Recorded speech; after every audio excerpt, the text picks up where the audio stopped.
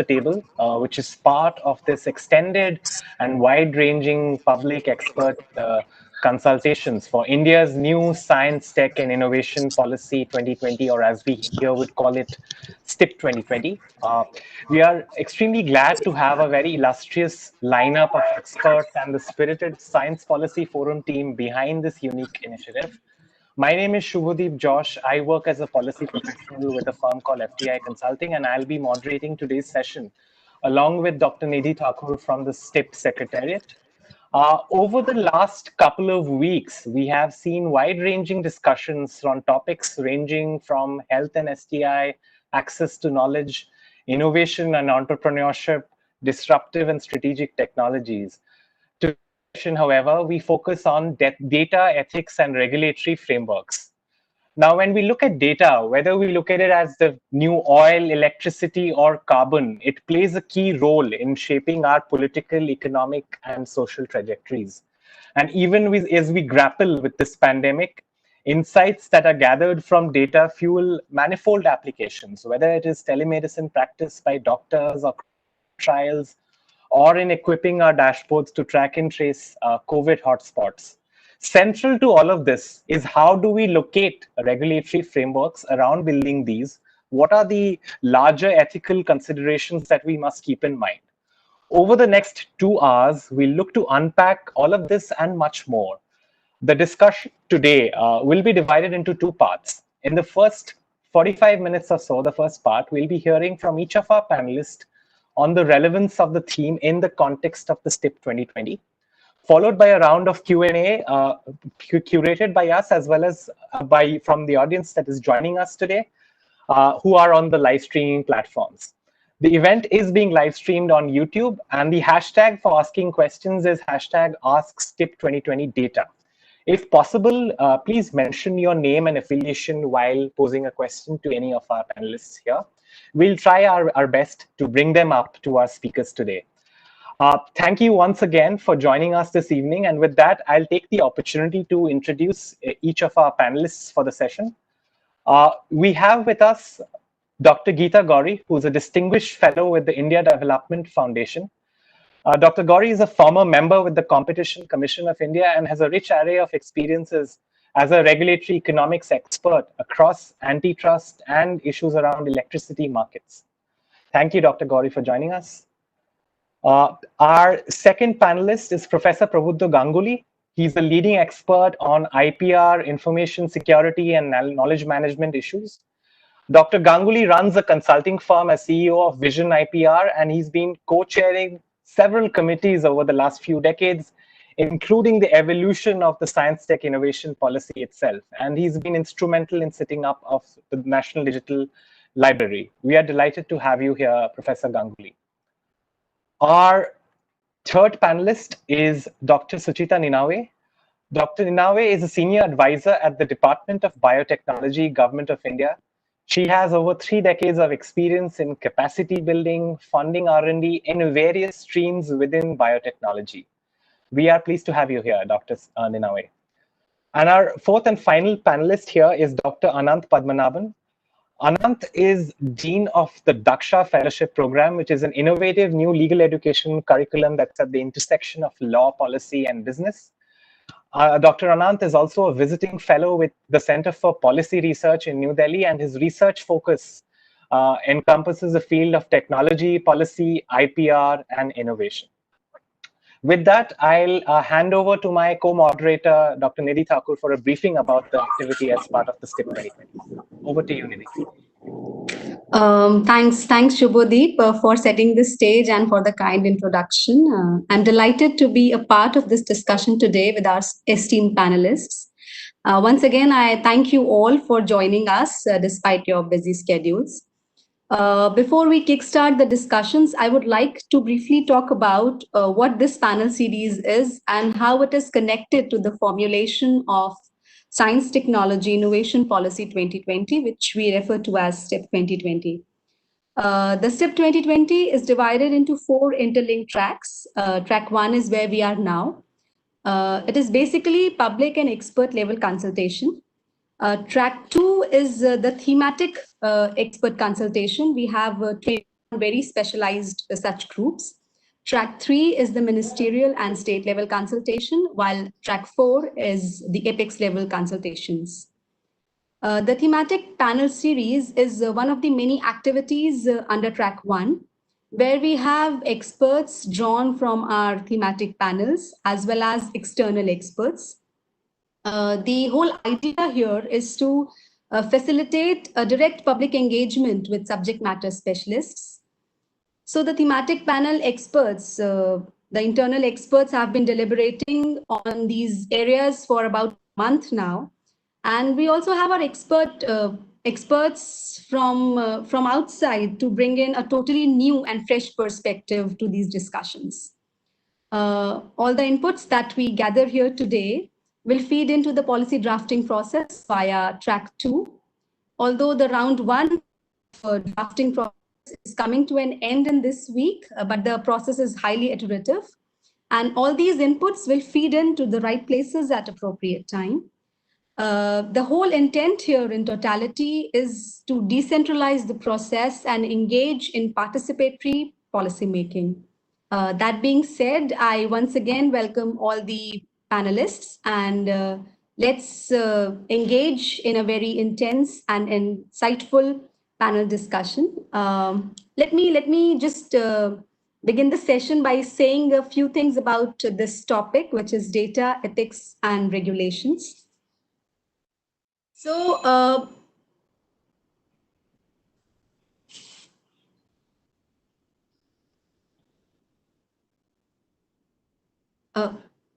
hello. Okay, I guess there was some technical glitch. Let me begin by saying a few things about this topic, data, ethics, and regulation. As you all know, this is a very diverse and cross-cutting theme that we are discussing today. In the increasingly knowledge-based societies and economies, data is a key resource. Data, ethics, and regulation is an integral part of any STI ecosystem. Here, I would like to quote a very recent OECD publication which says enhanced access to publicly funded data enables research and innovation and has far-reaching effects on resource efficiency, productivity, and competitiveness, creating benefits for societies at large. Considering the diversity of our country, India has the potential to create a unique spot in the innovation history by leveraging the advantage of volumes and diversity of data. Yet, these must also be balanced against associated risks to privacy, intellectual property, national security, and public interest. So to start with, let me put forth a very elementary yet a very pertinent question, that how can policies and practices be converged to promote access to publicly funded data for science, technology, and innovation, as well as policy challenges in the future. We should also here consider the issues that our system struggles with, like poor data infrastructure, lack of centralized, credible, and official data sources with reasonable level of disaggregation. With these questions in mind, I would like to get some initial thoughts from our panelists. Let me begin with Dr. Geeta Gouri, who, as rightly said by Subhodeep, has been associated with Competition Commission for a very long time and has extensive experience in this field. Ma'am, over to you.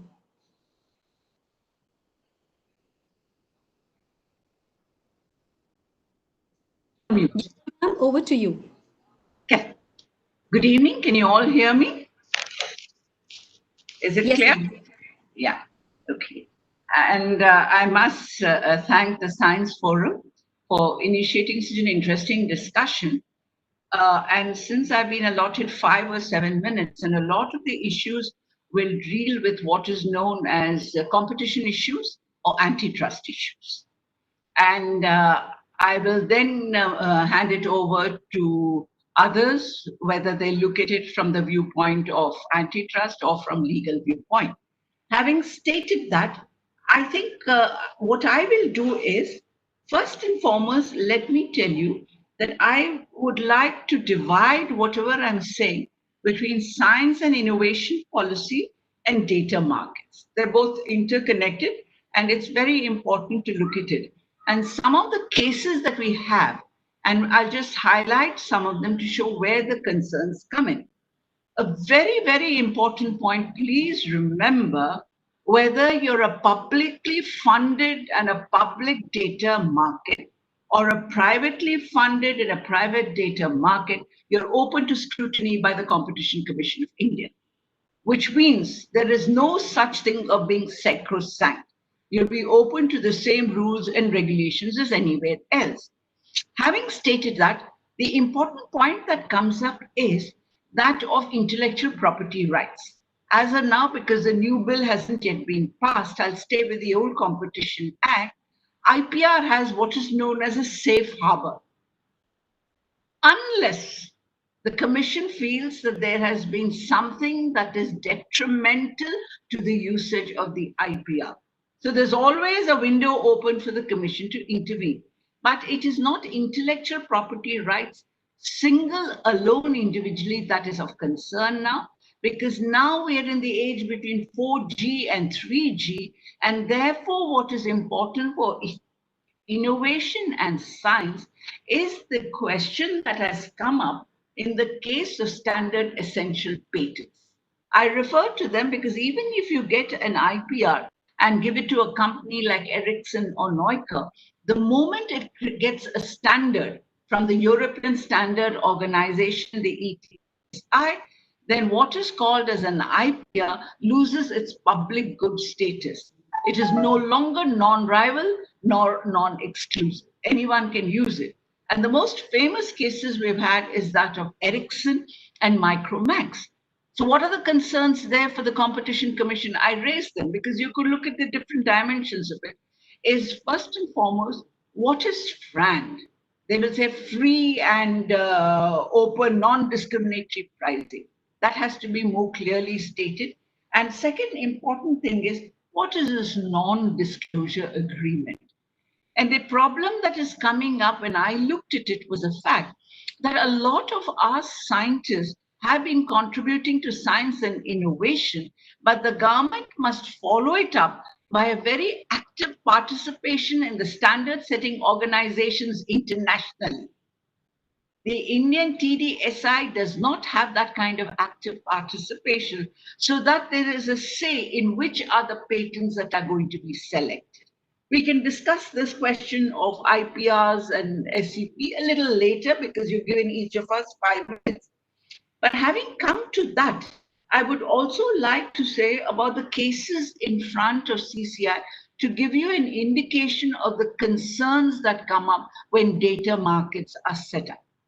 And when you're looking at data markets, your concern, no doubt, is about privacy. Yes, there has to be privacy. We still don't have the Act on Privacy, and how does one look at it?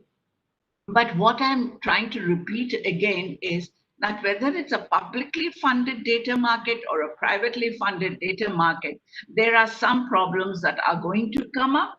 And if you're looking at platforms, there are 2 effects one has to consider. And the most important effect is the question of network effects. How much time do I have, Nidhi? Another 2 minutes? Yeah. Now, to go on further on this, when you look at the cases that came before the Competition Commission of India, whether it's a case of the Google, whether it is a case of the Walmart and Amazon cases, or whether now it is Rio with the most important, which has created a lot of problems, is Facebook taking 6.6% share in Rio, and the Commission has cleared it. So there's been a lot of argument. What is this? This is an access to data. And this data is also very sensitive. While I would say, well, let the Commission look at it and find out what is happening. But the most important thing that comes in, I don't get into ethics, really, because ethics is something that the European Union does talk about. I really look into what would be the problems with that black box or that AI and machinery learning. And any data market, any networking that takes place has to look into 3 problems that arises, which are part of this algorithms. One is the algorithm, which I call this the algorithm of pricing, personalized pricing, because there's always an argument that the big platforms are the ones who are able to get the people who matter, and therefore they're able to sell very easily. That's on the e-commerce platform, but it will happen even in data market. Second is algorithms of prioritization, whose place is put on top of the verticals that are shown on a database or a data markets, and algorithms of collusion. Now, to give you a good example, take the case of the pharma sector. It's the most massive amount of data that is required. And this is something that can be collected. It can be collected by pharmaceutical companies. Anonymized. Have they used it carefully? Have they used it? The data? Who gets a return on the data? These are issues that have to be looked at. Same problem that came up with Monsanto. Who's the aggregator? Would it be the seed company, or should the government get into it and get a proper aggregator? And why I am bringing all these concerns is because I want to tie it up again to innovation and science. Any scientist, and let me also tell you, algorithms is part of this question of building new ways of machine learning, has to be something that has to be protected. How do we protect it?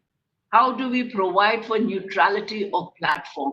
How do you manage to get out from the clutches of the Competition Commission of India?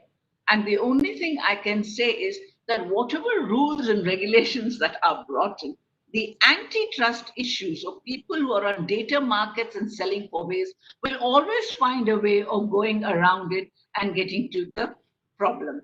And therefore, let's not forget antitrust, the three algorithms I've given, and data markets, and the question of Ericsson, and the question of Micromax and its case on the SCPs is something that has to be looked more deeper. And there have been ideas where people have talked about collaborative competition or pro-competition analysis, of trying to bring in SEPs as it is done in the new competition bill. But this is a very new area where I've been studying it a lot. And the Commission's cases have not given much insights, although they've come out with an excellent e-commerce paper, study on e-commerce.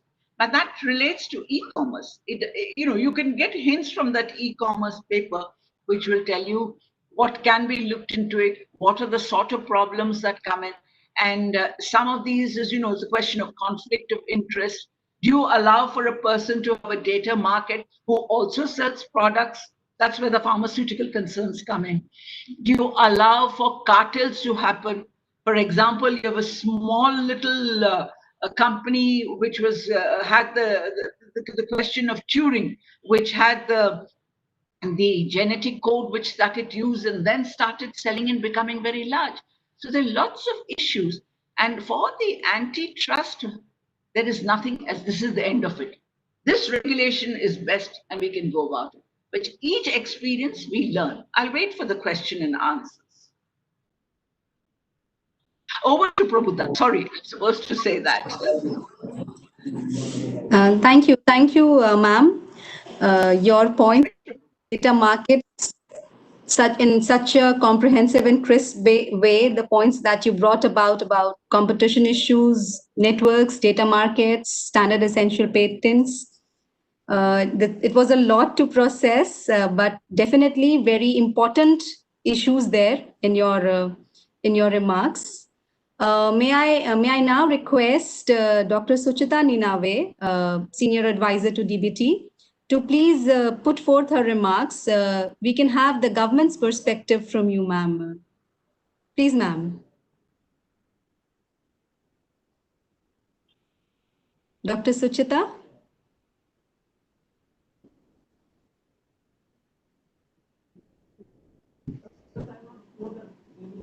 Am I audible?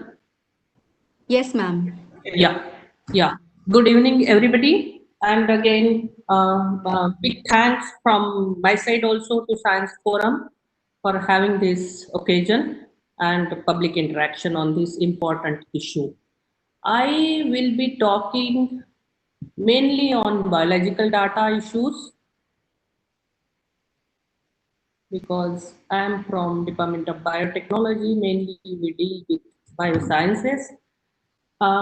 Here, I will start saying that DNA has huge data stored into it, and genomics and genetics are the fields which are really growing up speedily, and huge data is coming up from different projects, different initiatives of the government as well as globally also.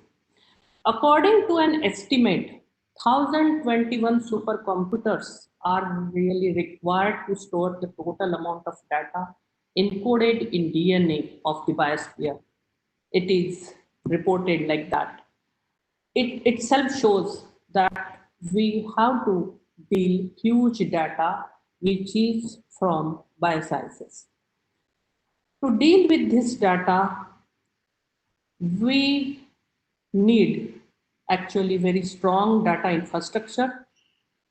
There are different issues on data privacy and security, as Dr. Geeta also mentioned about it, and absence of comprehensive policy guiding establishment of core data infrastructures is also required. I will focus on 4V for data generation. First is volume. We really need to develop mechanism for identifying the amount of data being generated, because it's our experience that every project in biosciences is generating data, but we are not having stored it at somewhere one place which we can use it properly and meticulously for other research by other researchers also. The second V is velocity. The pace at which data is being generated is really tremendous, and we need to think for the future. Then variety of data is very important. Different types of data are being generated from different resources. Fourth V is veracity. Trueness of data being generated is equally important. To cope up all these issues with the data, in especially I can say in biosciences, we need really strong policy in place. We need strong infrastructure. Storage of data is really important, and as per the present focus of the government under Make in India and Atmanirbhar Bharat, we should be focusing on developing our indigenous cloud computing and storage facility for the huge data which is being coming up from all the different projects. When we will have the data in the storage facility, if it is not in a structured form, it will be of not much use by the researchers. Its curation and annotation is equally important. We need to strengthen our capacity in this field also. Generation of human resources in curation, annotation of data, storage facility, maintenance of infrastructure is really important.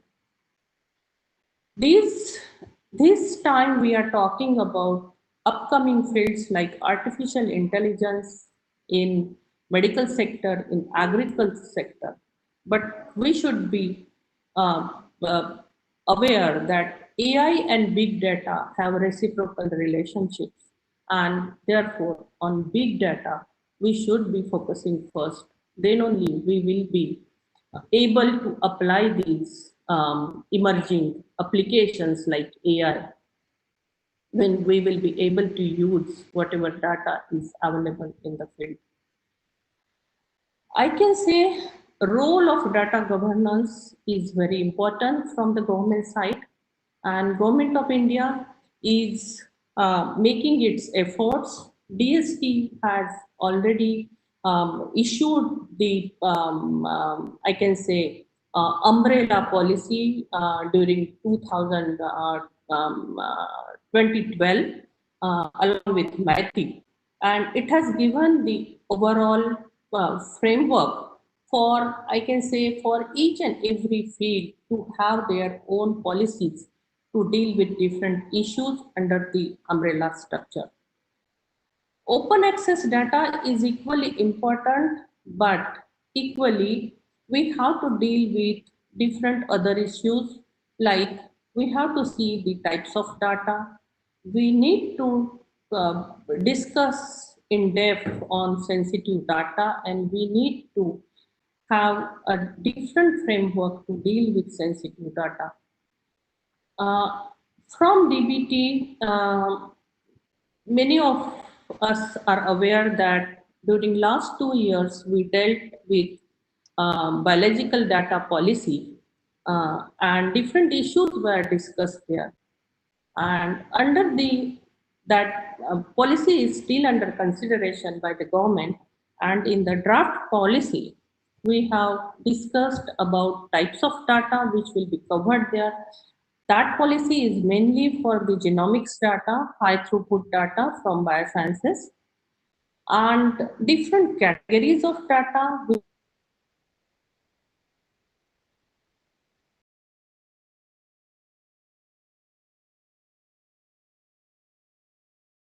based on the data to be supplied with different conditions. And the third one is sensitive data. And then we are now in the process of having our pilot level data center.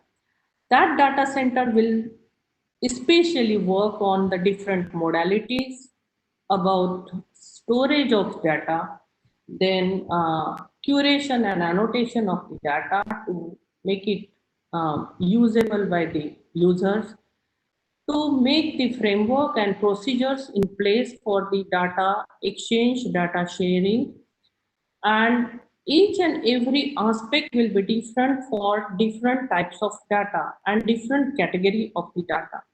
This data policy deals with human data as well as non-human data. And it is altogether different. For human data, we talk about de-identification of data. On the contrary, for non-human data, we talk about identity of the data, from where it has come from, what is the source for the data. And therefore, I'm saying each type of data to be dealt differently as required. We have a plan for the National Data Center, and that will be working in a hub and spoke model, because at only a single point we cannot have whole data for the coming from the all laboratories of the country, and therefore there will be different data centers. Some of the data centers are already in place. Those data sets or data centers will be linked to the national center. This is a plan at present from DBT for biological data. These are my views. We'll be taking a few more questions on this in question answer session. Thank you. Thank you, ma'am. Thank you for bringing this perspective of to this forum. It's really great to have the kind of width that we are having in this panel, right from 3G, 4G to the human genome. Dr. Suchita just pointed out to the importance of a strong data infrastructure and how could the cloud computing be used for storing the biological data. Ma'am, you also spoke about the national data centers which are coming up, and it would be good to follow that up, and maybe we can have a series. But let me now go to Professor Prabuddha Ganguli, who is an expert in IPR and regulatory frameworks. He has also been a part of 2003 and 2013 science technology policy drafting process. So over to you, Professor Ganguli. Can we have your initial thoughts? Right. Thank you very much. And I must congratulate the Policy Forum to have organized such a wonderful session to comprehensively bring in a large number of thoughts so that we can take it from there and create a platform as with national inputs from everyone to take it to the next logical level. Now, I'd like to start with 3 or 4 points. The first one is that when we look at science and technology, the important part is that we all in research labs do a lot of science and technology. And the challenge in front of us is how do we these science and technology into innovations and take it to the market for commercialization. So this translational part is something which is so important for us to really bring forth and create in the policy some sort of a facile process in the innovation value chain. So I would like to start with that part of the innovation value chain, which is extremely important. And therefore, our policy, which we are now trying to relook into, should address this issue. That's the first point that I would like to make. Now, in this particular bit, as my 2 predecessors have spoken, they have brought in this concept of data, which is very important because, after all, what do we do in research? When we do research, we do, of course, generate data, we create data, very important. Those 2 are extremely important part. We use data, right? There's a third part. It's extremely important to establish the reliability of that particular data. But if the data is not reliable, then what use will it be to the community, the scientific and technological and other community, if the reliability is not established? So the reliability of the data is going to be extremely important. And that brings me to the next important part, the reusage of the data, utility and the reusage. And for reusage, access to data becomes very important, which my previous 2 speakers have so eloquently put forth, that if you don't have sufficient open access to that data, right, you won't be in a position to reuse it for adding value. So therefore, usage of data in the data value chain is a very important part. But the moment you come to all these aspects of data, significant in all this are the regulatory frameworks. Now, if our regulatory frameworks are not facilitating, but if they themselves inherently become barriers to innovation, then we lose the very meaning of why the regulatory frameworks and how they are working. So in this regard, I'd like to request to put up just one slide which I have, which is very self-explanatory. But I'd like to take the example of pharmaceutical industry and just put one slide. So may I have the the first and the only slide put up for the benefit of our of our audience? So can I have the first slide? And I'd like to just take on from that slide. So the moment the slide is put up, please tell me and give me a cue that the slide is put up so that I can then go on to that. Yeah. Right. So if you look at this slide, it's a very simple slide that I've made. And what is this slide talking? It's suddenly gone away. Is the slide visible to all? Is the slide visible to all? It will take a while, sir. It will take a while. Okay. So let me. What I've tried to show in this particular slide is, having discussed with the pharmaceutical industry, having discussed with different associations of pharmaceutical industry, I just listed in 4 columns very simple things which are completely evidence-based. And that is, what is the product type? So in the first column, I put new drugs. So all R&D and innovation that are done in new drugs and formulations. Then I put on recombinant vaccines, non-recombinant vaccines, new chemical entities, new biological entities, and biosimilars. I just put a list of product types.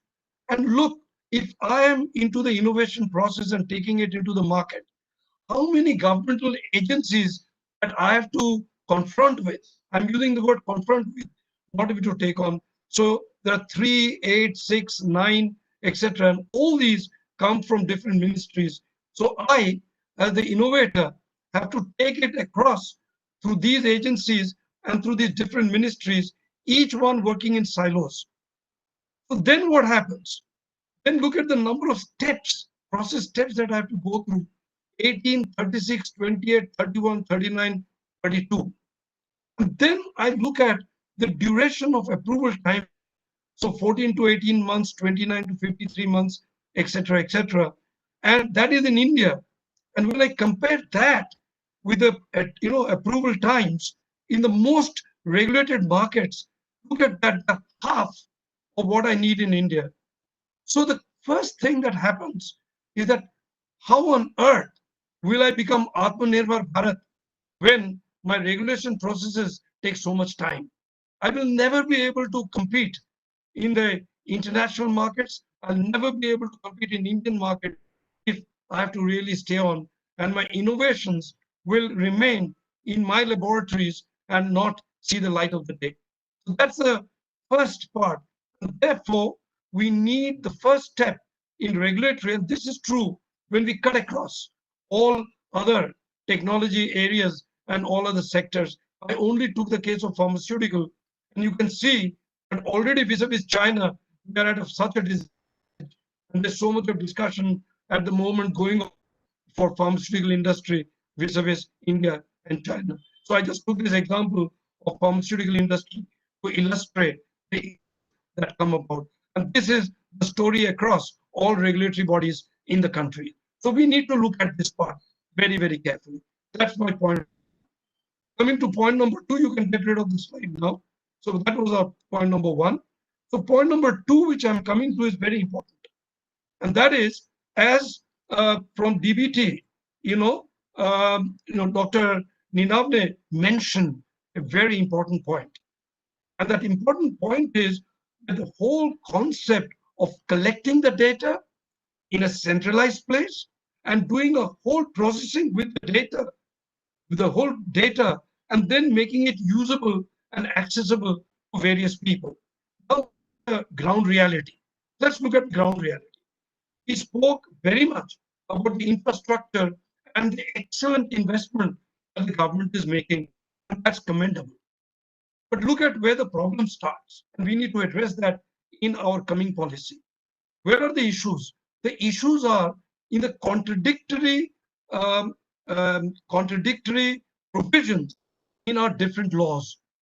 So when you look at, for example, a company law, it defines Indian Indian entities in a certain way. The income tax laws are in consonance with our corporate law. But the moment you come to the Biodiversity Act, for whatever strange reasons, the Biodiversity Act has given its own definition of what is an Indian entity, which is rather strange and is completely contrary to what is there in the Indian Act. So the Biodiversity Act has come in its own brilliant way. And as a result of that, even if any company has even one share coming from a non-Indian entity, it becomes a foreign company. Strange are the ways in which we do things.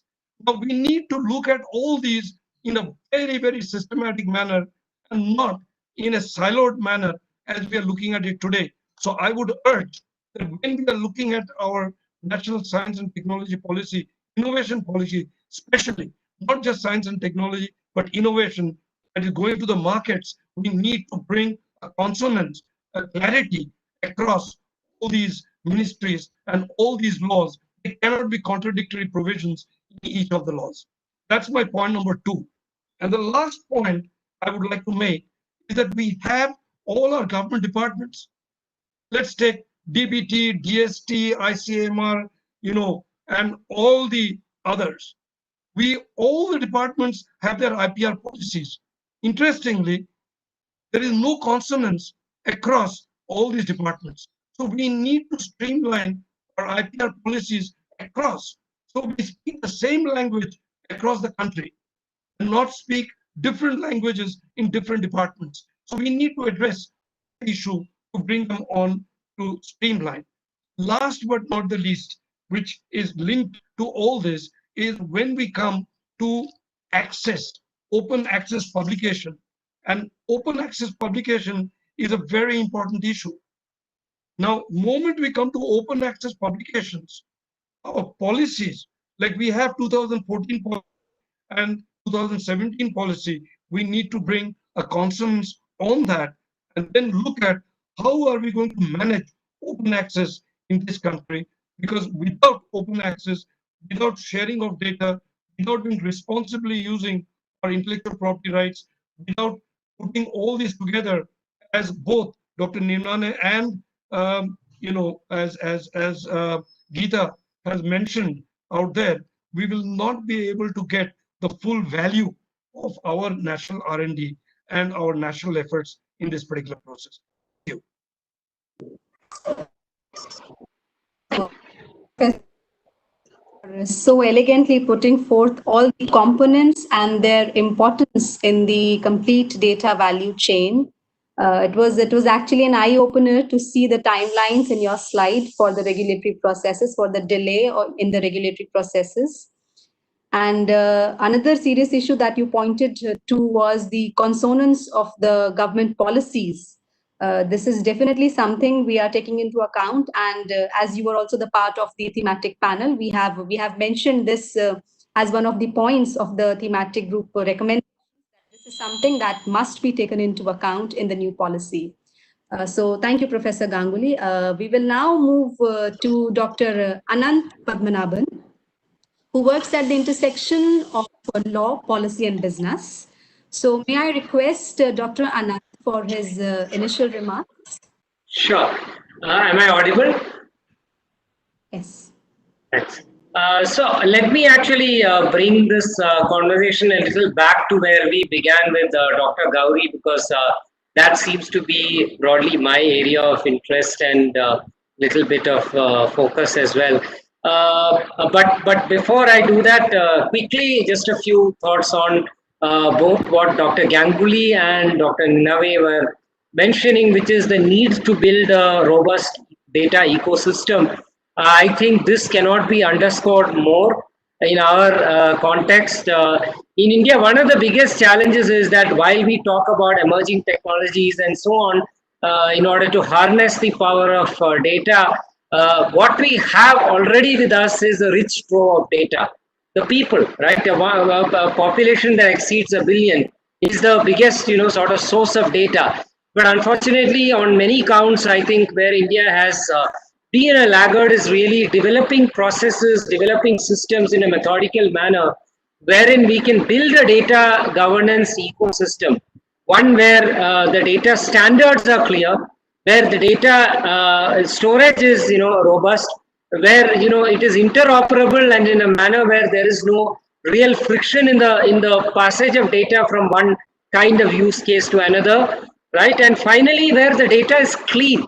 There's a lot of inaccuracy in data the way it is stored in India, and part of the reason is simply that there aren't enough manual resources deployed to the data problem, right? It's not enough for us to say that education, for instance, will go data-fied tomorrow, when in your primary education system, you do not have enough human resources to ensure that whatever data is gathered in physical format can be converted to digital format and in a manner where it is actionable and it is accurate, right? So I will stop my thoughts on data governance there, but again underscoring that there is tremendous merit in the points that both Dr. Ganguli and Dr.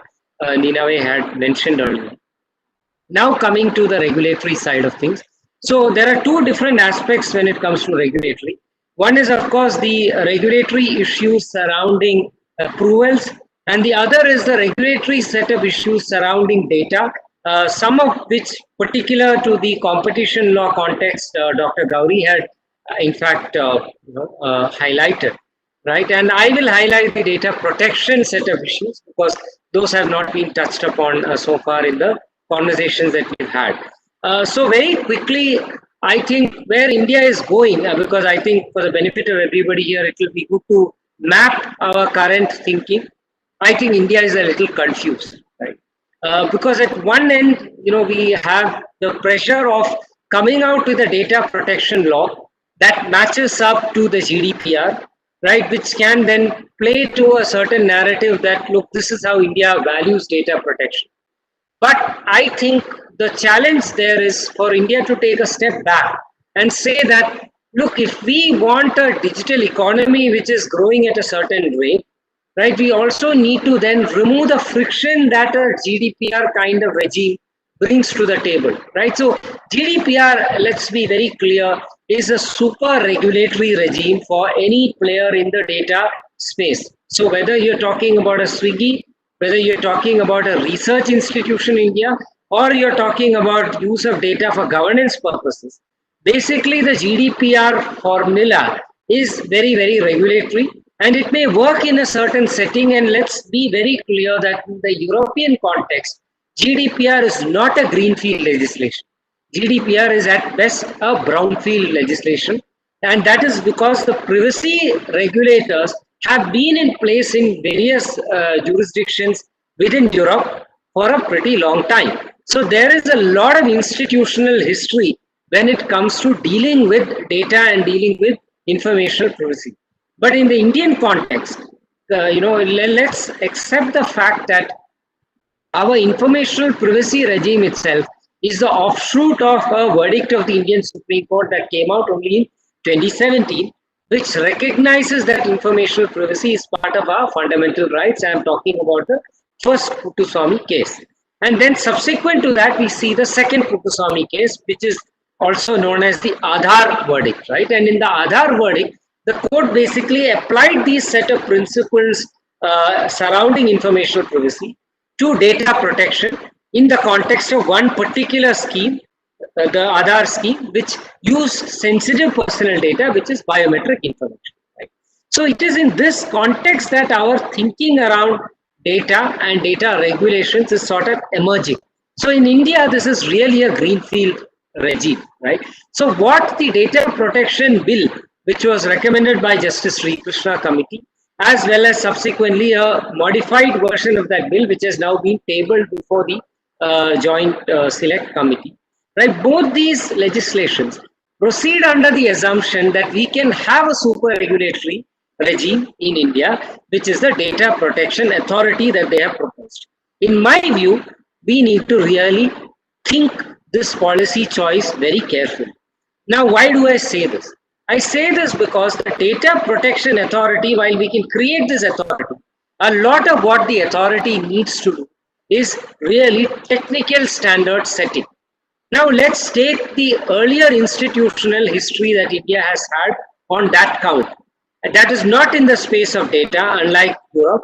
It is in the space of food and environment. In both these areas, if you notice, the regulatory regime that we have created is very, very happy when it comes to penalties. It's very happy when it comes to basically calling up people, right? A lot of our regulatory work and resources are directed towards enforcement. But a very important aspect of any area like environment or food, which is scientifically driven, the regulatory regime is scientifically driven, is the technical standards work. And on that score, if you look at the scorecard of both our environment regulators as well as our Food Safety and Standards Authority of India, we have actually been operating at a very slow pace. Right? So if you extrapolate from this experience, this institutional experience, and start thinking about the Data Protection Authority, and of course I forgot to mention a third area, electronics, right? Where again, technical standards have to be laid down for various products. And India has actually fared quite poorly when it comes to launch of products. Europe is doing all of this very well while balancing it with consumer interest. India, the problem is we value consumer interest, but we do not know how to balance consumer interest with innovation. And in all these areas that I mentioned, this is becoming a problem. It is becoming a problem for people who want to genuinely innovate. right? In our urge to catch the bad actor, we are not letting the good actors innovate, and this is a big problem. And the data context is also not very different. For instance, we have a data protection impact assessment, right? Anytime you want to run data through any new technology or any new way of analytics, you have to go back to the data protection authority. This is really like a licensing regime for innovation.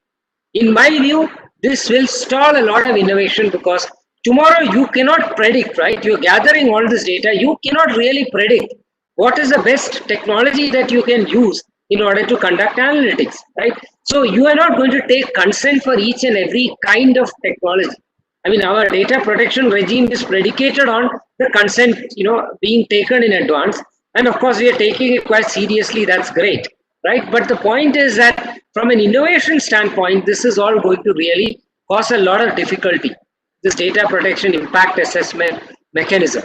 Similarly, the human resources that you have to bring within organizations. Many startups simply cannot afford this, right?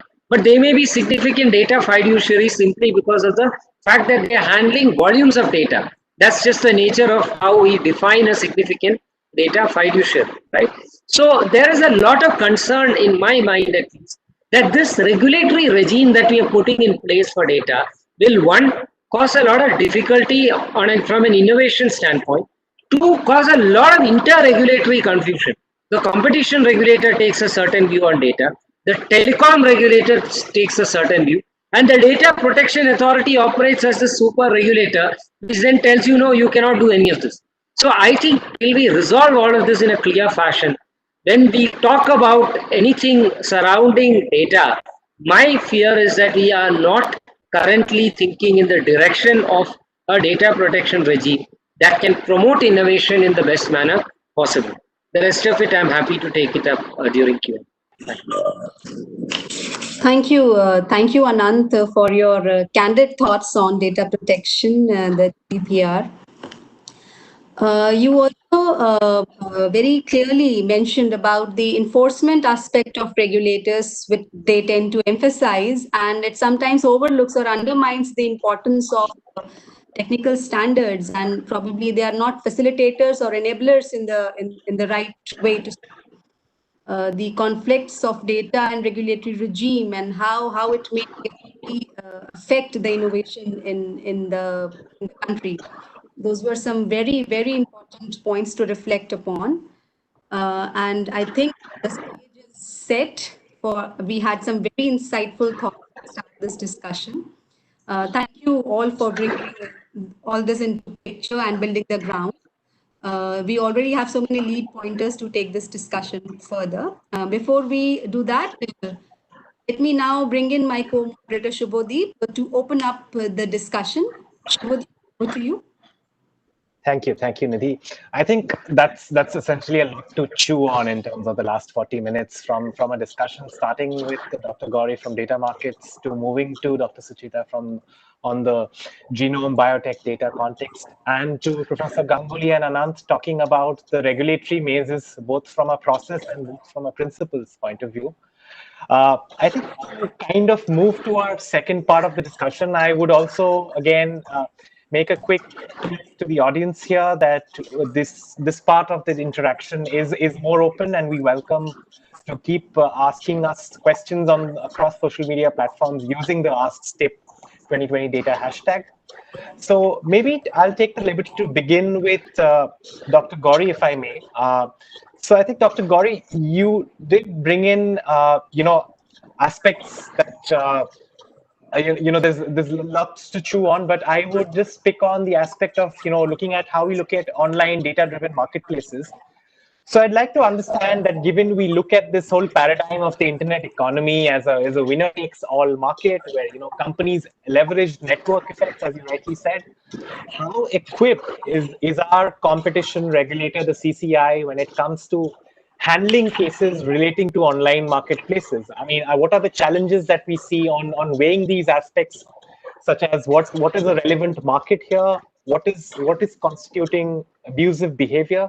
In terms of these considerations, how does the regulator really weigh in when it comes to data markets? Dr. Gouri, over to you. Yeah.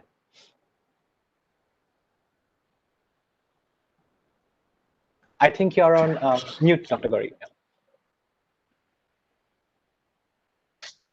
The asked a question which would amount to my going all over, giving you the full competition law in its different dimensions.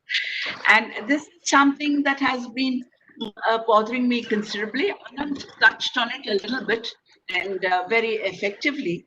But let me try and tell you, and that is why I stuck to those 3 algorithms, you know, and how well has the Commission handled. When we took up the Google case, we borrowed from European Commission, which was ridiculous because the Indian consumer is not the same as the European consumer. And this went on the argument of algorithm or prioritization. That is, they said, make my trip come before the others. But let me tell you, when you buy your ticket, don't you go down the entire list? Choose the cheapest, but you will also choose a good one. So you have to make the differences in behavior. And this is something that has not been well understood. Even I didn't want to get into the data protection bill because, you know, Shri Krishna has also, justice has also brought in his problems. When we take these algorithms, each of them, and you start trying to understand it, and you look at even, I made the reference to the e-commerce study because the e-commerce is now a platform that is coming up. Swiggy is a platform. So we're talking about platforms which have to get network effects going. They will be large. There will be network effects. But the important thing is this is a fight that takes place between which platform? Whether it's Amazon, and they have that notification of 2009, which is really not a very good notification because you're talking about global markets. And then you are talking about it in terms of what is it that you want to look at. And when you see it, there are 2 things to come back again. One is what sustains the consumer's interest. If the consumer feels that, for example, Swiggy also has a cloud kitchen, then there is a conflict of interest. If there is a question that is going to come up of the prioritization, and one looked at my trip and found that they did not make any money, that means the black box is very difficult. And therefore, I had divided these algorithms into prioritization, personalized pricing. If you're going to have personalized pricing and they say, what is personalized pricing? You know in your economics, if there is it mass data or is it pricing that Ananth wants for his good, or is it pricing which Prabuddha wants for a good, or is it pricing I want? And I've been testing these on a personal basis. I have been buying from Indian platforms. I've been buying from Amazon. I've been trying to see at different times when there's a collusion and at different times when it happens. You see, this is a new ball game. It's a completely different new ball game. And my worry is that are we well equipped enough to just say this is what the European Commission said and this is what we will follow? Or do we have to go into further because there's always the fear of creating what I call as false positives. As a competition or an antitrust authority, it may be better to just leave it alone because the competition is so stiff. It is stiff even when you look at the e-commerce study. There are 4,757 startups every day, and Amazon is constrained. Reliance and Jio might give you something, but is their technical standards enough to get consumer sustainability? That's the word I use. And I don't know if these technical terms do come up, but these are the points I think Ananth or Prabuddha and all of us are bothered about. How much do you allow the market to operate, and where should a regulatory authority to come in? Because why I brought this up about SEP, the Standard Essential Patent, and Ericsson and this thing, the competition authority in the present act is bothered about size. It is not giving the fact that a professor from IIT would be designing an algorithm and may want to be part of it. And that is why I refer to standard setting organization. The TDSI doesn't match anyway what the ETSI, the international organization. So, with every IPR, there's a shift to which is the organization, which is the support that has to come from the government, and how it has to come. And in that, the government and WTO again have to play a very important role. And a reason also why I left it to Prabuddha to answer some of these questions is he had taken up those and outlined all of them.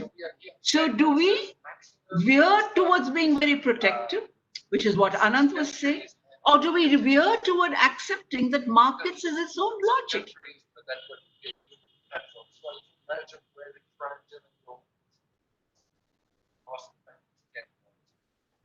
I mean, I'm just stopping there because you might want to ask more. Sure. And not have me hold forth on subjects I love. Thank you, Dr. Gouri. I think I'll hand over to Nidhi here. Okay, thank you, Dr. Gouri. I will now take up a question from the audience.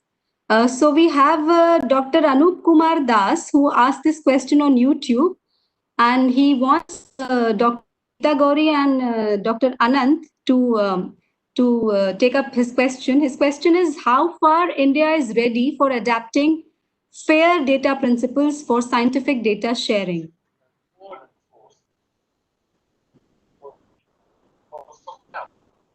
Ananth, would you like to take it, or do you want me to begin? How far are you? I can. Yeah. You start. Yeah. So, my quick response is that, I mean, as far as scientific data sharing goes, it's not that, we have any set of inadequacies or difficulties when it comes to compliance, right? I mean, so from a compliance point of view, if the question is from a compliance point of view, I don't think that, there is anything sort of really lacking as far as, our scientific establishment and its norms and protocols go in order to comply. So if I understood the question, if it is to do with compliance, anonymization, for instance, I think we have sufficient standards which are in place in order to ensure that the scientific data that we are dealing with is anonymized, and that there are consent forms which are again duly sort of taken account of when we conduct scientific trials and research. So on all of that, I think India is on par with any country from whatever I can understand. But Dr. Gouri, you may have a different view on that. Before I hear from you, Dr. Gouri, there is an extension to this question, which says, why are not there any country-level data repository for data sharing by Indian scientists? Geeta ma'am. Okay, now, first and foremost, let me get to the point of how ready we are. Let me try and put in what has to be worked out right now, which is the point that is being made in terms of data, is we haven't got our protocols in place properly. That's the very important point, and that's the thing that Dr. Ganguli had also hinted earlier, and when we discussed, and I think that is what Suchita is also trying to say. There are two things we are dealing with. We're dealing with data markets, the protocol that is required for data market, and we're dealing with platforms. You see, these data markets are all platforms, and platform markets have a different logic and a different way of working in it. And it is true that data can be sold. No one is talking about people making money.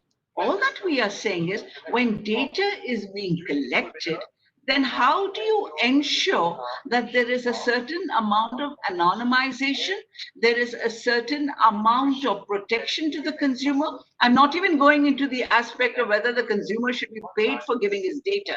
He gets paid in different ways. But again, coming back to the point, I think each country has to work out its own protocols. And part of the protocols is not just regulatory activities, but how do you develop it? The Competition Commission will also take it up. Right now, the new act that is coming has dealt in what I call as a platform. It deals with what is known as a product market and not with a platform market. this is something which is very different, because the two markets are very different. A product market is different from a platform market. So we need to have a different sort of interpretation of what a platform market is, and what are the problems of algorithms and the collusions and the cartels and all that's going to take place. The second question that was asked was the question of data localization. Everything's on the cloud now, no? And there are ways in which data gets protected. And, it's not like saying, oh, I've kept all my data in my house and no one can get at it. Actually, I would like to refer to Rama Vedashree's, the dissent note to the Sri Krishna Committee report, where it dealt with data localization. See, we are still behaving in a slightly naive and uneducated manner. We are not, uneducated is very strong, but we are not getting into the crux of the problems that are required to be answered.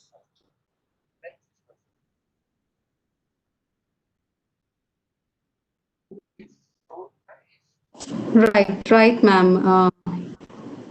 So with that, I would like to now go to Professor Ganguli,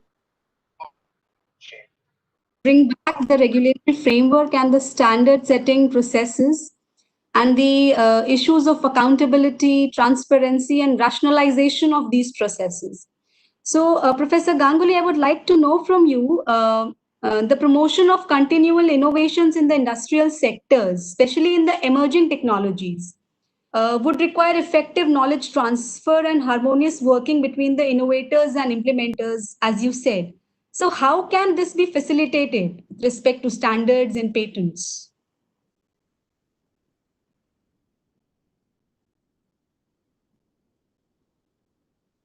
Professor, you are muted. I'm so sorry. I'm so sorry about it. Well, I would like to make two brief points to answer your question. The first part that we need to do is to look across all the regulatory agencies that we have dealing with the same sector. And what we need to do is to see how do we cut across those silos. So what are the commonalities across those different departments, the different ministries who are repeating the same questions again and again? So one is we can certainly harmonize the approach and not ask the same questions to the set of innovators from different departments, from different ministries. So therefore, there needs an umbrella which should link all that. And that can be done if we can put that in some sort of a digital platform which is completely transparent, so that everyone knows that this question has already been asked and this has been answered. So we don't have to repeat that particular bit. So that's the first part.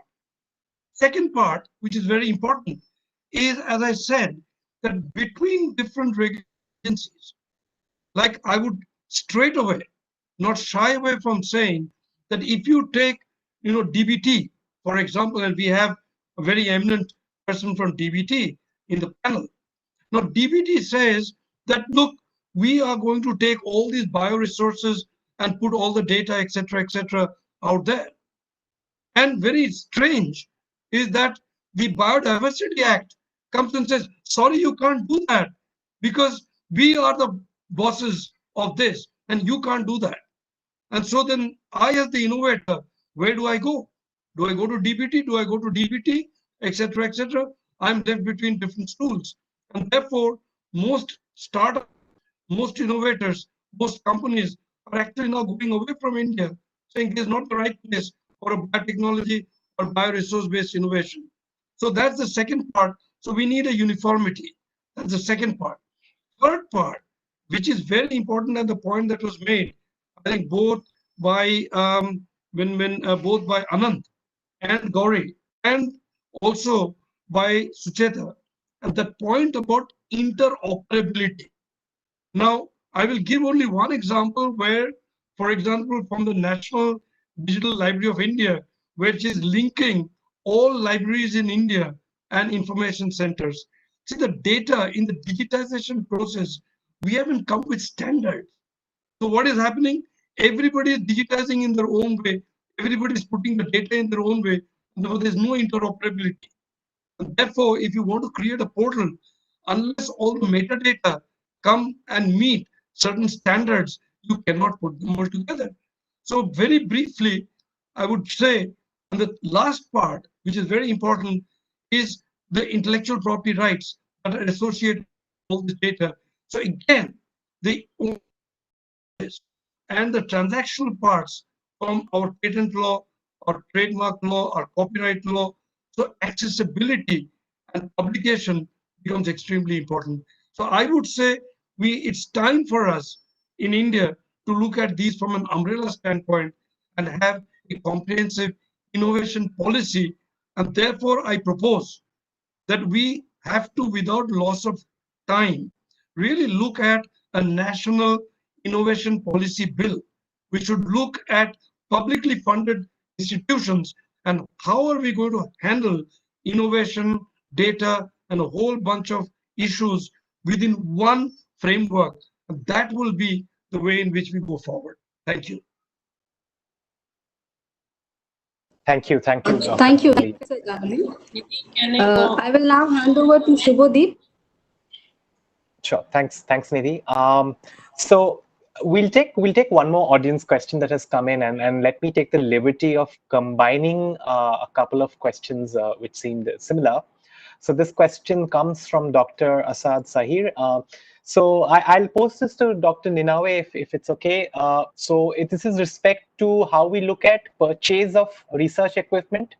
So the question being asked here is that scientists face an issue when it comes to purchase of research equipment of their preference.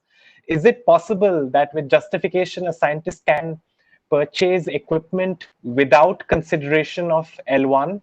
And connected to this is a question which says that why should S&T purchases, science and tech purchases, to advance national innovation not serve as exceptions to the GFR, the government financial regulations to promote innovation?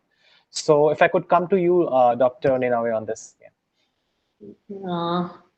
It's not so straightforward question. In fact, this is a difficulty, I can say, being faced by many of the project investigators.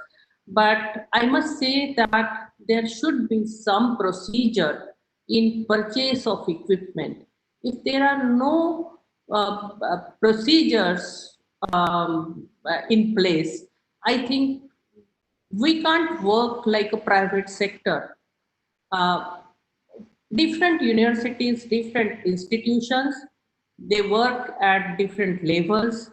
And if there is no uniform policy, I think it would be very difficult for government agencies to I can say, to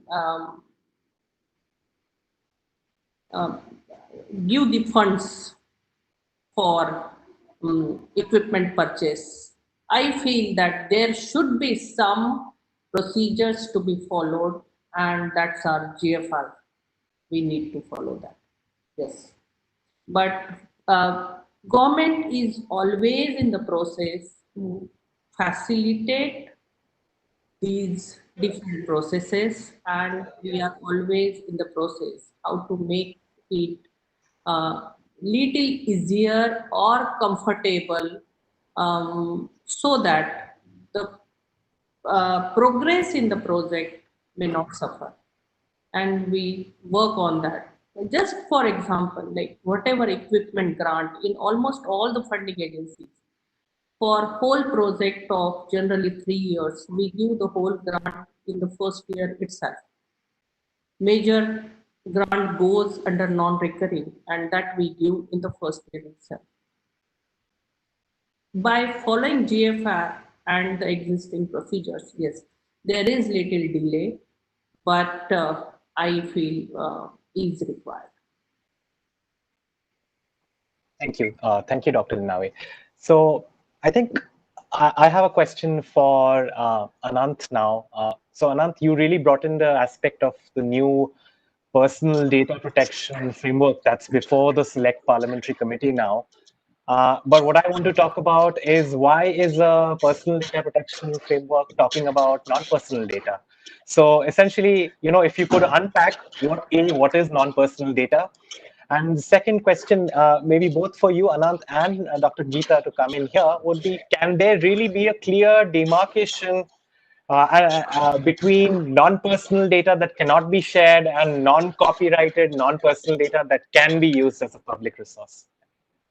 Over to you, Ananth. Right. Thanks, Shubho. So coming to the issue of yeah, so let's first define the concept. I think that's the best way to begin.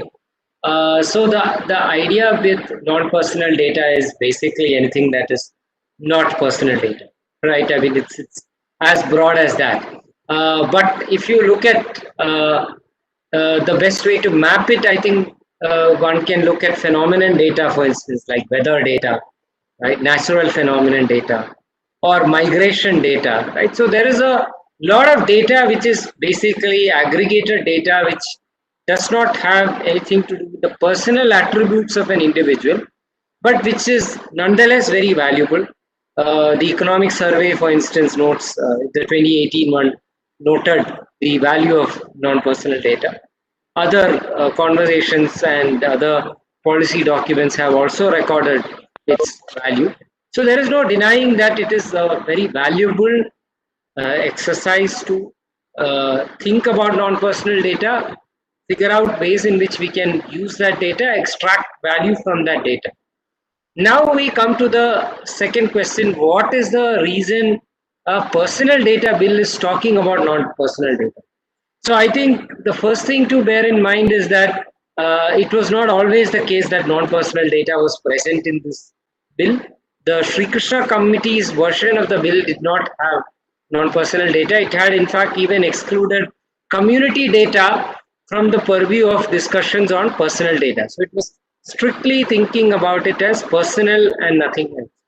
Right now, where the non-personal data bit comes into our version of the personal data bill, which is now pending before the select committee, I think, I don't know the answer in a clear manner, but I think it comes from a certain understanding or conflation of understanding that if we want to really seek value out of Indian data, then we need to have some provision on non-personal data. It also comes from a certain belief that non-personal data really belongs to the government. Right? There is a certain trusteeship model. We had seen this earlier with one of the drafts of the e-commerce policy as well that came up, where they were talking about ownership of the data with the government and the government holding it as a trustee for the people, right? But basically, there is a certain idea that whoever is gathering all of this data should not be really aggregating this data, creating non-personal data sets and seeking value from it if the government really owns that data or the people are giving it to the government with the government being a trustee. Of course, the Personal Data Protection Bill does not go that far. What it really says is that we create an eminent domain kind of model, right? So whenever the state wants these non-personal data sets, right, you can ask the private entities who are holding these non-personal data sets. For instance, Apollo Hospital may be holding a lot of non-personal data set, right, with it, because for many years it has been gathering a lot of data from its patients, and you can very well anonymize it and create a non-personal data set. Right? Now, this data set, the government could very well call for that data set saying, look, we are confronted with a pandemic and we want this data. Right? Now, this is all well and good, but the problem is that when you create a data protection authority for your personal data, that data protection authority is not in the best place to really think about non-personal data and some of the challenges that are unique to non-personal data, right? And to me, the biggest challenge is that, especially when the government has non-personal data, the government also has other kinds of data sets that it already has with it, right? Or for instance, to give you another possible scenario, the government could really take the non-personal data set residing within Uber and the non-personal data set residing within Apollo, combine the two and actually be in a position to derive the identity or disclose the identity of certain individuals. So there is a concern there. I'm not saying that the government will do it. I'm just saying that the data protection regulator who is thinking about non-personal data will have to think particularly about these set of issues. See, the data protection authority is going to stop with laying out anonymization standards.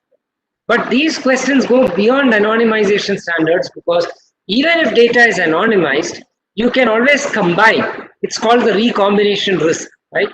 So the recombination possibility still exists, and therefore from a regulatory point of view, I think it would have been better to keep out non-personal data from the rest of our conversations around personal data. Now, regarding the other aspect, the non-copyrighted and so on, maybe I'll let Dr. Gouri first share her views on this entire set of themes, and then maybe we could look into that specific issue.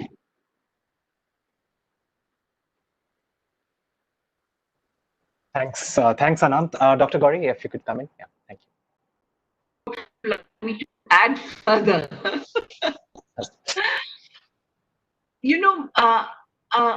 Let me try and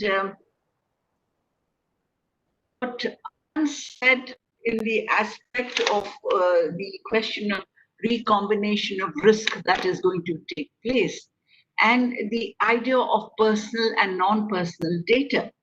You see, so far everyone has really been bothered only at looking at data which is generated in terms of e-commerce platforms.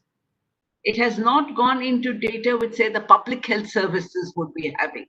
It has not gone into the area of the national sample surveys itself, which do give a lot of amount of data. Now, while everyone has been talking about the antitrust issues that are going to come up, and if the government can combine data from different sources and identify it, that also leaves me very uncomfortable. There is also another dimension to it, because that I would think would be the government interfering in my personal affairs.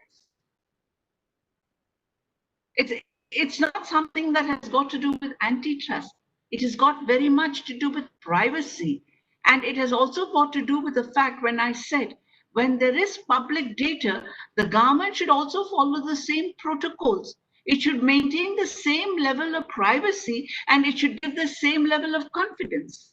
And this is the debate that started with Aadhaar.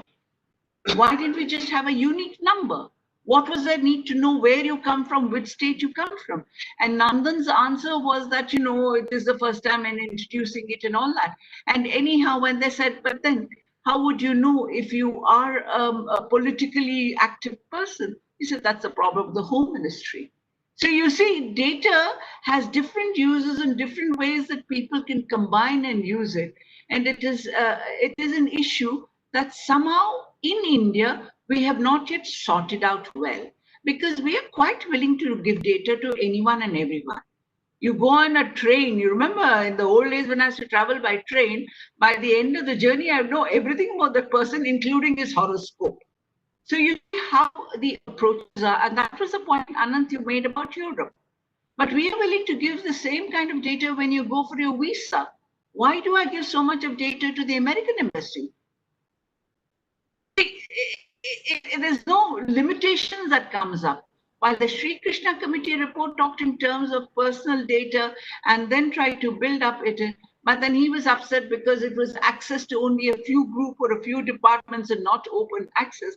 We have to work out a larger thing. And I think the Indian population is very slowly realizing the implications of how no one should encroach on your privacy.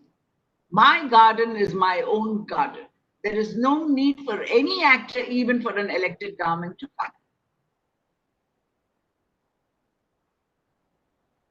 Thank you. Thank you, Dr. Gouri. I think I just wanted to quickly add a small addendum here. I think Professor Ganguli wanted to come in terms of weighing in on what Europe is thinking around on personal data. Professor Ganguli, I'll just hand it over to you. Well, just a matter of information. If you look at the European portal, which is operating, I think, since 2015, so it's almost 5 years in operation. And every year, the European portal brings out a report.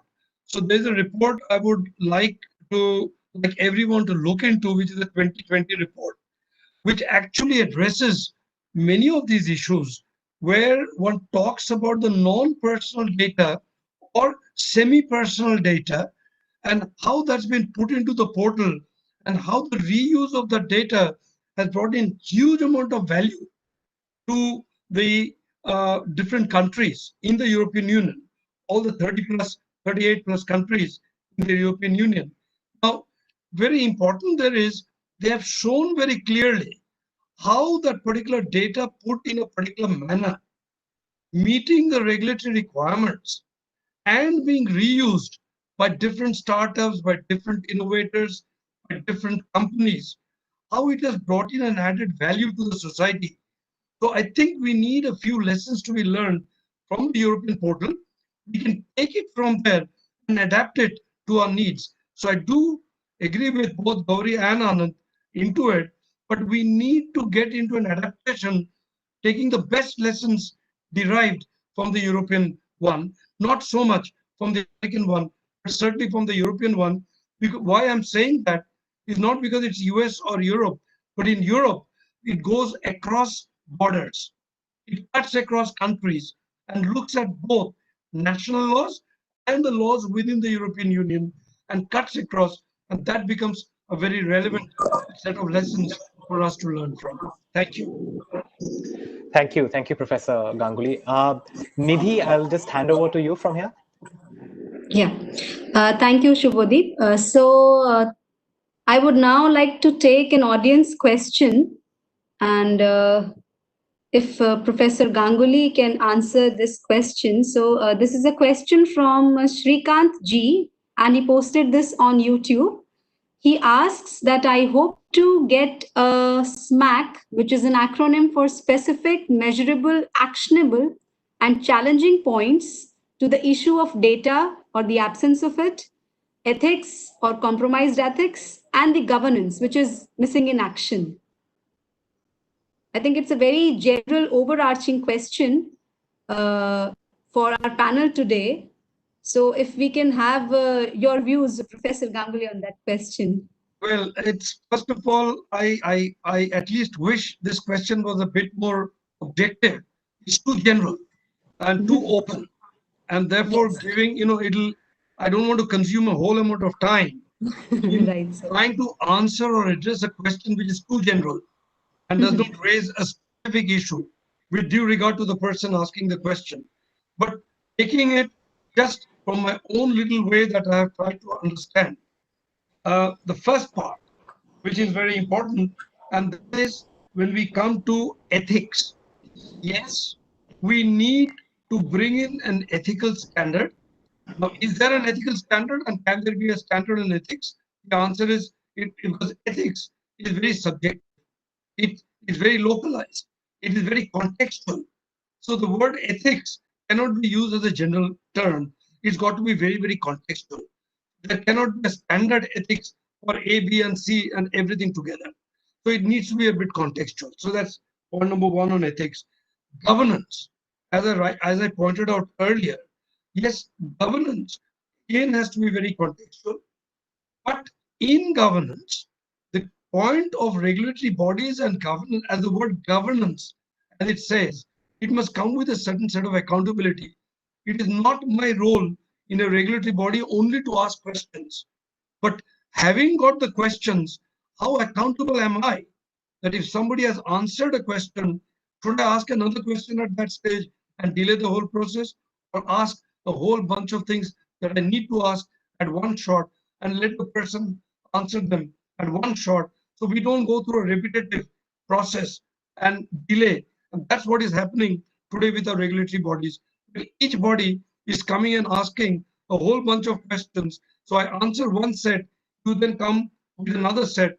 I answer one set, you come with another set, and it goes on endlessly, and therefore it consumes time. So the sense of governance comes in there.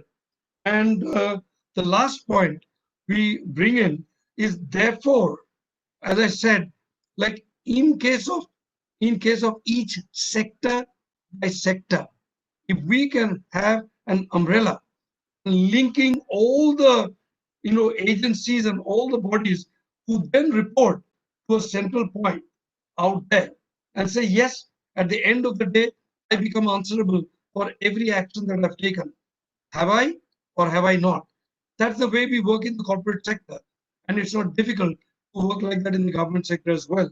And I think Niti Aayog is already looking at these factors to try and put them all together. And I think that's the direction and the right direction for the country. Thank you.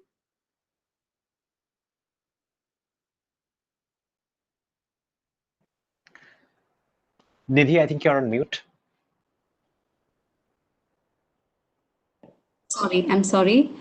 Thank you, Professor Ganguli, for answering that question. I would again like to go back to Professor Ganguli, and I'll like to ask him about the DST-DBT policy on data sharing, which is in place, which was upheld by May in 2019. How do you see this specific policy in terms of increasing access and data sharing? Excellent.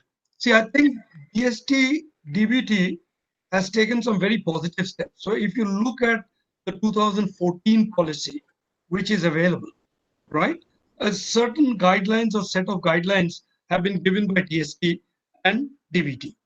DBT has also come with some draft guidelines 2019, right? And we have looked at the Department of Electronics, and MITI has also sort of endorsed it, the 2014 policy in 2017. Now, question that comes in is number one, that we now need to set the standards. How do we set the standards so that every department that is getting funds from the government now knows exactly that this is the way in which I have to create the data, I have to store the data, I have to make it interoperable, and therefore this is the standard. Now that standard needs to be put in place. So that's the first part. The second part will be that when all scientists, after all, every scientist likes to publish, they like to make their, data known. They like to make their findings known. So what do? We publish in journals. Now, every journal that comes, therefore the publishers are involved. Therefore, whether you take Springer, take any of the publishers, they all have their policies. So we need to now look at whether our policies from DST, DBT and MITI, whether those dovetail with those publisher policies. And, for example, every publisher has something called an embargo period, before which you cannot share a certain amount of the published material. Now, the question is that is there a consonance between what we are saying and what the publishers are saying? And therefore, we need a dialogue, okay? We need a dialogue between all these publishers out there, or the forum of publishers, together with DST, DBT, and other government funding agencies. So if we can put all that together, then our policy will come to a place where we'll be able to implement. Otherwise, what has happened is 2014 policies have certain elements, and we have not even implemented those parts fully as yet because of this type of, what I would say, is incoherence of operational details. So we need to go. So one is looking at it from a macro standpoint, and also to address some of the micro level issues so that we can make them operable. That's the point. That's the way I would like to put forth. And of course, which I'm not addressing, because it's very intricate, is the whole issue of copyright and existence of copyright out there. So we need to look at that part as well, and look at how some of the aspects of exceptions to the copyright and how intelligently and appropriately we can use respecting copyright and yet taking advantage of the exceptions within the copyright law. That is, I think, comprehensively the answer. Thank you. Thank you, Professor Ganguli. I think there were some very important points which we need to reflect upon in case of policy coherence from different government departments. This is for the information of the panel and our viewers. Dr. Suchita Ninawe has left because of some prior commitments. So we'll be proceeding without her. I just want to take this opportunity to thank her for being with us on the panel. Subhodeep, over to you now. Thanks, Nidhi. I think for the next question, if I may, let me combine something that I had in mind with something that has come in from the audience. And it also relates to the last point, Professor Ganguli, that you mentioned. So the question, so let me make it a slightly two-part question and pose it to you, both Professor Ganguli and Dr. Gouri, which is that Dr. Asad asks us that, is it possible that we encourage by national law that the use of plain language or saral bhasha in science and exclusive right to reproduce publications by authors funded by GOI without any kind of IP implications or copyright implications involved? So yeah, do you want to take that, Professor Ganguli, given that was kind of merging with your last point there? Since I was responding earlier, I would leave it to Gouri Geeta to look at it, and I'll come in. Sure. I heard what Professor Ganguli was saying, and I am really very appreciative of the fact that you have to be able to align a lot of your policies. But at the same time, it is very, very important to encourage innovation. You must incentivize. It should not be general janata information as that is taking place. Now, let me break up your question into not your question, the person who asked the question, into different ones. For one thing is that if I have spent a lot of time thinking, writing, and working, at least for a few years, I have a right to that knowledge. That's the whole basis of an IPR. You can debate whether it should be 20 years or 7 years. Again, that's a very, very difficult thing because it's an externality that is being monetized. And unless that incentive is given, it doesn't come up. And let me also tell you, now that we change the rules, professors or anyone who's come up with an innovation to share it in the manufacturing and get a certain amount of income is a very positive thing. Having stated this, what is meant by saral? I mean, I am not very clear, because if there is some information that has come out and it should be given to the entire public at large and should be well known, I don't know, how does a science person first reduce his technical knowledge to an economics person like this, who will then reduce it to a literature person further? I should be able to understand what is it that they're getting at. But an important point that comes up here, which is what I had noticed, the thing that is taking place there, why are we not emphasizing standards? My worry with TDSI is also that. And if you have looked at who are the members of TDSI, neither is Micromax a member, nor is any of our manufacturing companies.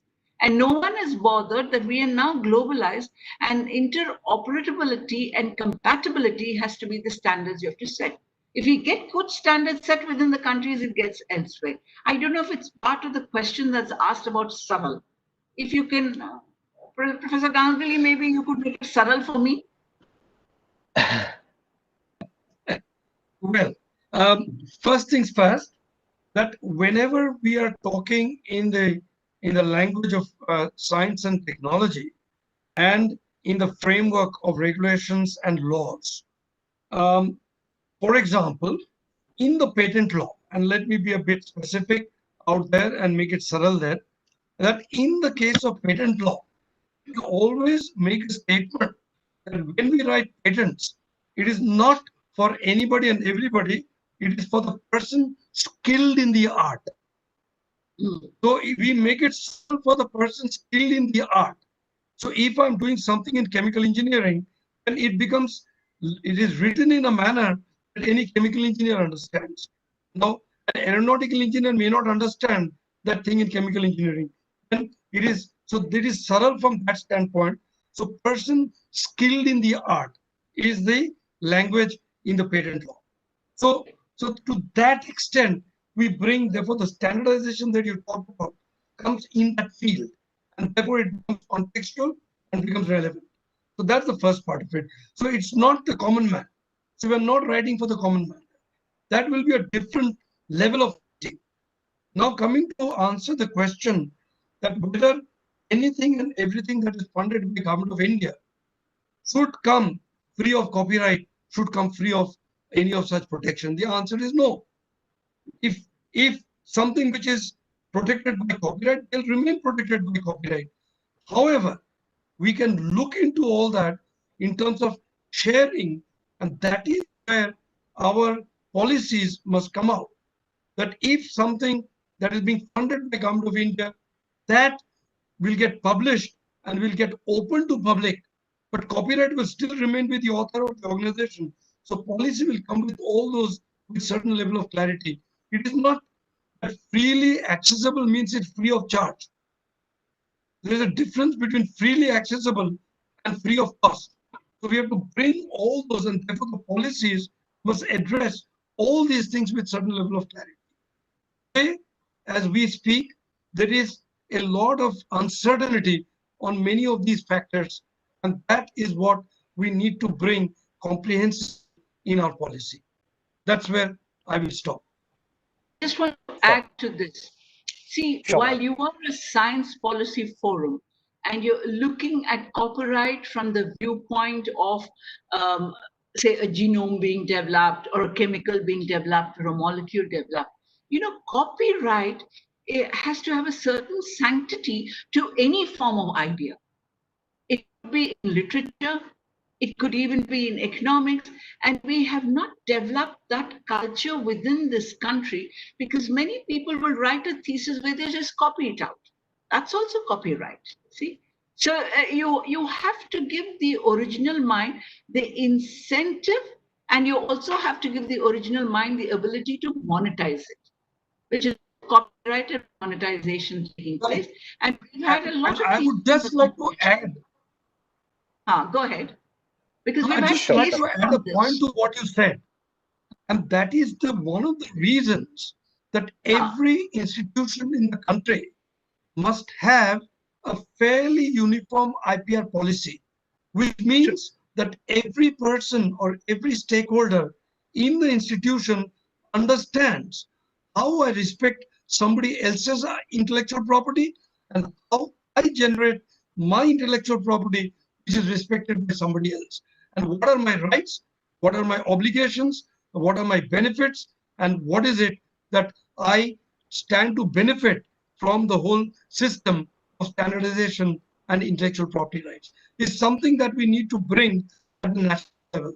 And that is what we need to establish. One example, and I'll stop Nidhi and Subhodeep. Why I'm saying this question in terms of the copyright and the IPR protection that's taking place, and why I also brought up the case or when they have what is a non-disclosure agreement in FRAND, those have to be very clearly specified. One is not, you see, the point is that if I am taking a license for a patent, then what is it that the patent is providing? And in a standard essential patent, which is a package, at least there should be public information on what the patent is going to, or the set of patents are going to become, because an SCP, as I told you, is no longer a private good, it becomes a public good, but no one is asking for in an NDA commercial terms of arrangement. That is between a contracting party, you go into contracting law. And it is very important there again to define how much should be known and how much should not be known, because it is often possible that large companies can get away with it. Sure, sure. Thank you so much for taking that detailed response. With that, I think I will try to sort of tie in the last couple of maybe a last question on the panel. So Ananth, if I may come to you. So last month we saw that the European Commission released a GDPR assessment report, right, reviewing its implementation. Now, one of the aspects that the Commission highlights is essentially to continue focus on, promoting this sort of notion of convergence of various data protection regulation rules, not just within Europe, but even outside it, as a way to ensure, freer flows of data. So my question to you would be that how feasible are we looking at when it comes to this whole idea of an international data transfer toolbox regime? Even let's say we take the example between India and EU, would we really meet the adequacy benchmarks basis what we have seen so far in the draft PDP bill, Ananth?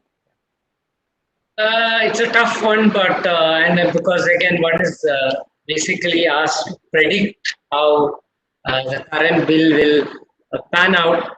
I am personally of the view that it may run into some trouble. And there's a specific reason I say that, which is the provisions in the bill to do with government access to data. There, one could say that there aren't enough safeguards. The Sri Krishna Committee had, in fact, at least incorporated by reference the requirements that the Indian Supreme Court had identified as valid exceptions to privacy, such as proportionality. But currently in this version of the bill, that does not find any presence. So finally, let's be honest that the Europeans are very finicky about personal data and privacy. So if we are talking about an adequate regime, right, it cannot just be adequate when it comes to the private sector. And let's be honest, as far as the private sector goes, for many years, Europe has been working with the Indian IT industry under the binding contract rules and various, institutional arrangements.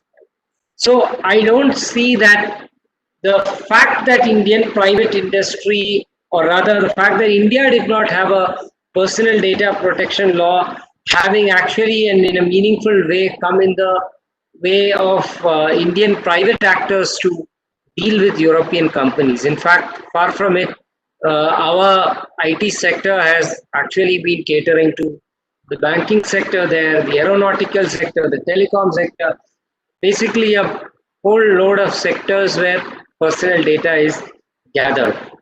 Where the adequacy objection has always been a monkey wrench between, India and Europe when it comes to dealing with personal data and regulatory regime thereof, in my opinion, is the state power that is wielded in India in the absence of a data protection regime back then. Now the question is, in the presence of a data protection regime, has the situation drastically changed? And in my view, it is not set to change if this bill becomes the law, because I don't see this bill as providing enough safeguards, including, for instance, let us be mindful of the fact that what the EU does is it has a two-track regulatory regime, right? And one of those tracks is the Data Protection Authority, and the other is the Data Supervisor, right? So the Data Protection Supervisor track is meant for all government data. But the point is that through that track, it provides a specific kind of oversight mechanism, right? So we are not currently in a place where we can say that if this bill becomes the law, that there are sufficient exceptions, both substantively and procedurally, to stop excessive use of personal data by the government. So I would, on the adequacy question, be a little cautious. Sure. Thanks, Ananth. So with that, I would perhaps request quickly if we could do a final round around the table. So maybe we can begin with Dr. Gouri, with you, in terms of quick closing 2-3 minutes to kind of tie in our discussion in terms of any final thoughts that you have before we finish. Yeah. Thank you. I thought we've discussed very widely and vast, but the most critical point that comes up is that we have somehow not been able to evolve our own protocol, our own governance and data ecosystem, and our own regulatory processes. You see, and the reason why I'm saying is that it was also pointed out that there is a lot of regulatory conflict between three agencies that are taking place. There has to be a convergence there. Now, when you're looking at other countries, it is important to realize that they are only insights but cannot be applied in toto within our country. So it's a process of growth, and it is something that has to be discussed much more and in detail. Thank you, Dr. Gouri. Professor Ganguli, if I may come to you. Yeah. Just two very quick thoughts. Number one is that when we are talking about innovation in the present context, and let me bring the context as post-COVID as well. Now, in this context, it's going to be extremely important that we come into innovations to bring in affordable solutions. And I emphasize the word affordable.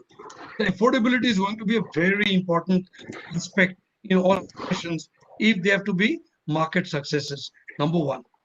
Number two, to make them affordable, we have also to think in terms of what we call as the innovation life cycle.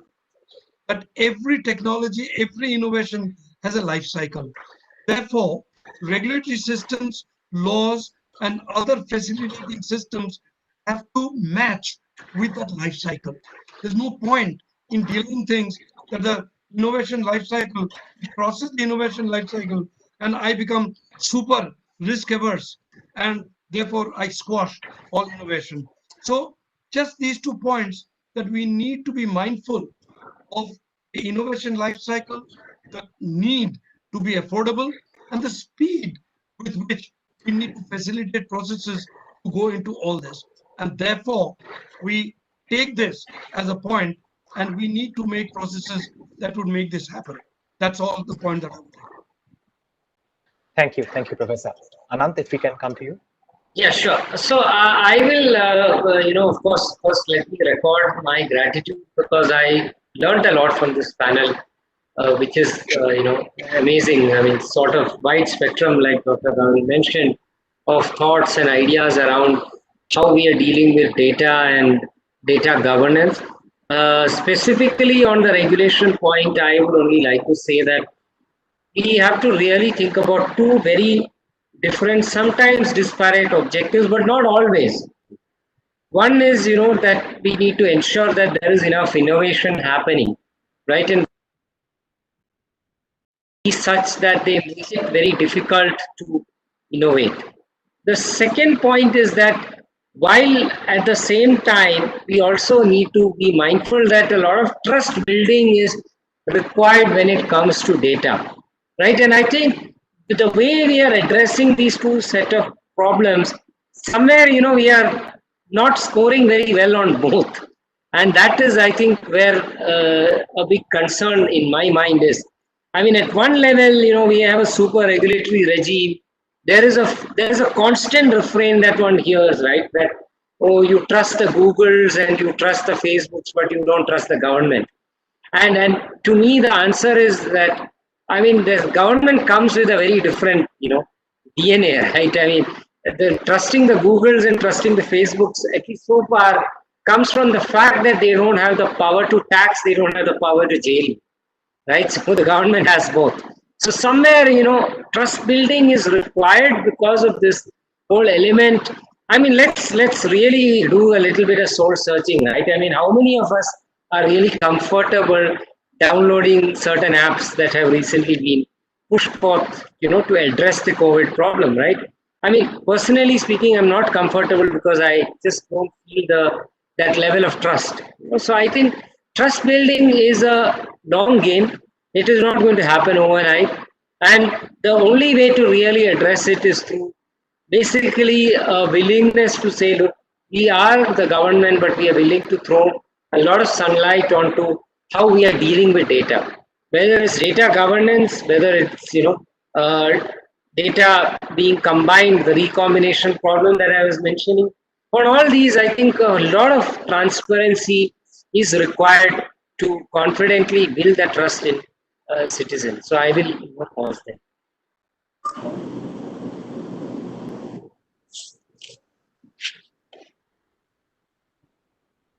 I think I'd like to add my thank you to Nidhi and to Subhodeep that he got such an interesting discussion going, and I'm sure I will be in touch with Ananth and Prabuddha. I'm already in touch with. Thank you. Absolutely. Thank you very much. I will take this opportunity to thank everyone. I see that we are heading towards the end of a very interesting and insightful discussion. The ideas that were discussed today and the candid and honest interventions of our panelists had made it an absolute delight, at least for me as an audience. I hope the case is same for live audience too. With this, I submit my gratitude and heartfelt thanks to all the panelists, our support, Suryesh and Dennis, my co-moderator, Subhodeep and Dakshata, who's the social media moderator, and importantly, the audience for joining in us with this in this session. Now, hand over to Subhodeep for concluding remarks and to propose a vote of thanks. Thank you. Sure. Thank you, Nidhi. And I think I would just request before we end that if all the panelists can also stay back briefly. But I would like to say that, double up here that the big thank you to Professor Gouri, Professor Ganguli, Ananth, and Dr. Ninawe for taking the time for this truly engaging and fruitful discussion. And without you, it wouldn't be possible. I'd like to thank the Science Policy Forum team, which has been really working night and day for putting together this platform over not just this session, but over the last few weeks. And lastly, we cannot have these discussions without the enthusiastic participation of our audience who took the time to attend a rather long, but at the same time, an absorbing discussion. With that, while this event it really comes up to a close, we would like to just make one PSA, one announcement, which is to say that a public service announcement to say that we have panels coming up every day, and the next one rolls out with a discussion on technology and sustainability, I believe. We would request you to keep engaging on our website, sciencepolicyforum.org, and continue with the discussions which are just beginning now, and it's not ending even as we end this particular session. So thank you once again, everyone, and have a good night. And as we sort of end the stream here, thank you.